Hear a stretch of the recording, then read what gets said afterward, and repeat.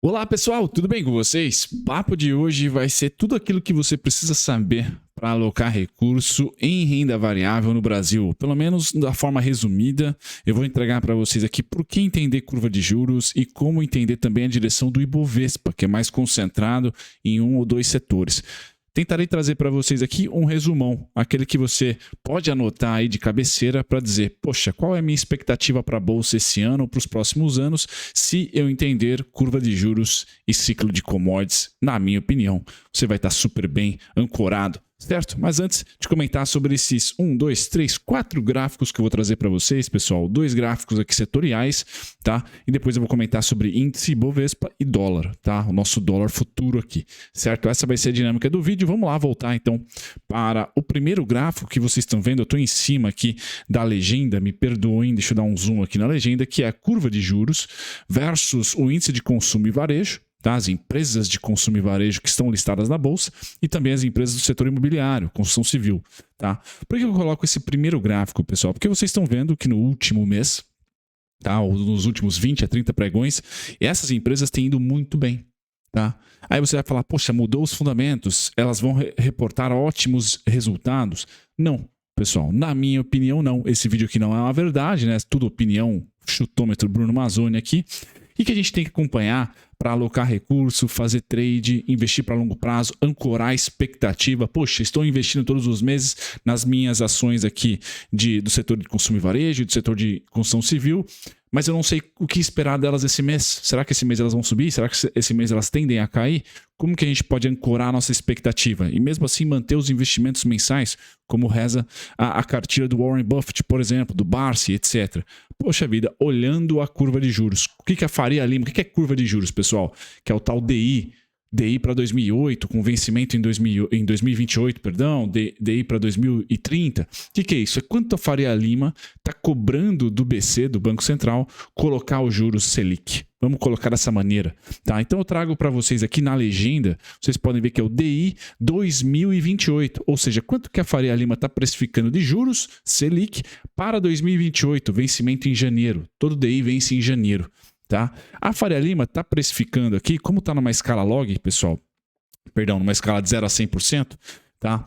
Eu não vou saber o número nominal certinho, mas está por volta dos 12,70, 12,50, ou seja, 1% a menos do que hoje a Selic é, 13,75.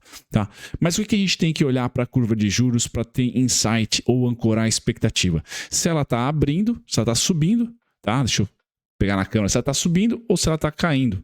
Tá? E a gente percebe aqui um momento muito importante do ano, que foi março. Tá? Lembrem de março, que a gente teve lá as small caps subindo pra caramba. O que aconteceu em março, pessoal? Eu vou tentar aqui sublinhar em amarelo para vocês. Março, tá aqui, ó. Curva de juros azul, escura, e com índice de consumo e varejo e IMOB em verde água, talvez, e laranja. Tá?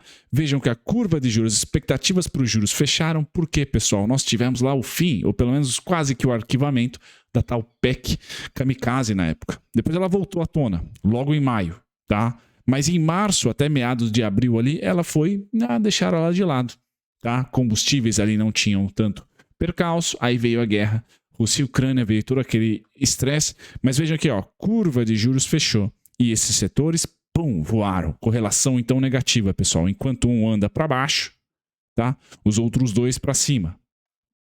Certo? Nitidamente. Beleza. Pós-março, pessoal, eu achava que o quê? Aqui em maio, certo? Por volta da segunda quinzena de maio, nós teríamos um fechamento da curva de juros. Tá? E de fato fechamos. Tá? Eu comprei minha call em Magalu. Tomei. Por quê? Nós fechamos muito pouco. A subidinha foi tão pouca de um setor, a subidinha foi tão pequena de outro setor, que não deu para bater no meu alvo da call e minha call virou pó. Tá? Então tomei um loss 100% na minha call de Magalu e logo após veio então não mais a PEC Kamikaze, foi remodelada para quê? PEC dos combustíveis. Risco fiscal faz o quê? Curva de juros abrir. E a curva de juros de fato abriu. E aí as ações fizeram o quê? E aqui também, os dois setores. Pois bem, pessoal, a partir desse momento, em julho, aconteceu algo diferente. Por quê? A curva de juros continuou abrindo. Vejam aqui, nós tivemos a curva de juros, tá? deixa eu pôr aqui nesse momento, a curva de juros continuou abrindo, mas aí, o que aconteceu aqui, ó? O IMOB subiu pra caramba, o ICOM subiu pra caramba. Vocês devem estar me perguntando o que aconteceu. Aí tem outra política, tá? Que é a política fiscal, que aconteceu lá em março também aqui, ó. Justamente em março, pessoal, nós tivemos o quê? Política fiscal. Qual foi a política fiscal de março? Nós tivemos o adiantamento, tá, do 13º e a liberação do FGTS e o corte do IPI. Bom, notícias positivas pra caramba para o setor de índice de consumo e varejo, tá? Nesse momento aqui, ó, mesmo com a curva subindo, pessoal, nós tivemos o quê? Teto do ICMS, ponto 1, e depois os benefícios, de fato, da PEC dos benefícios. Aprovou ali os benefícios, então mais dinheiro para o mercado. O que aconteceu com o setor? Dane-se curva de juros. Subimos mesmo assim. Mas percebam que subiram, tá? E já tomaram, ficaram aqui caranguejando. Ah, vamos colocar aqui o momento caranguejo. Subiram, mas foi caranguejo, ó. Subiu, caranguejou. Certo? Foi aqui o meu trade, com sucesso.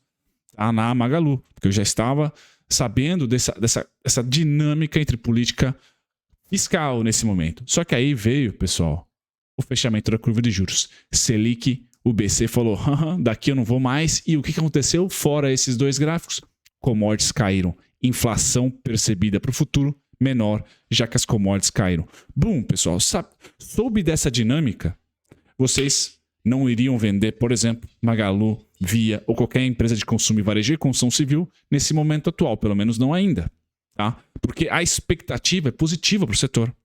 Tá? Então eu queria comentar aqui, acho que esse vídeo eu poderia até repartir em algumas partes. Eu acho que essa primeira parte aqui é só para small caps conectadas com economia doméstica, né, que estão conectadas à curva de juros sem dúvida nenhuma, e também à política fiscal. Como eu posso melhor me posicionar, melhor ancorar a minha expectativa de retorno, de aportes na Bolsa de Valores para as empresas que dependem mais de consumo doméstico, de economia doméstica aqui, nossa, olhando curva de juros e ficando muito de olho em política monetária, que guia também curva de juros, e política fiscal, certo? São as duas coisas, pessoal, que aqui no Brasil são muito dinâmicas e que acontecem todo ano. Se você tiver esse insight, na minha opinião, você sabe ler. Por quê? Preço de curto prazo, que é o que está acontecendo agora, não é feito por fundamento. É pouquíssimo ali, não vou dizer que é 0% fundamento. Tem fundamento, pessoal, mas o coeficiente é menor, tá? A porcentagem é menor de peso que o fundamento tem na precificação dos ativos. A política monetária, a curva de juros, a política fiscal fazem mais preço, tá? Política fiscal principalmente para esse setor do ICOM e do IMOB, que é mais dinheiro na mão das pessoas, tá? Mesmo o dinheiro estando caro, como a curva de juros, se a curva de juros está fechando, a política fiscal já fez o seu trabalho, que foi nesse momento aqui, ó, política fiscal, pessoal, essa primeira subida. Porque a curva de juros continuou abrindo, e mesmo assim nós tivemos os dois setores respirando. Ponto 1. Ponto 2, agora nessa subida, nessa segunda subida, nós temos os dois, pessoal. Política fiscal expansionista, bom para o setor. Curva de juros fechando, ótimo para o setor.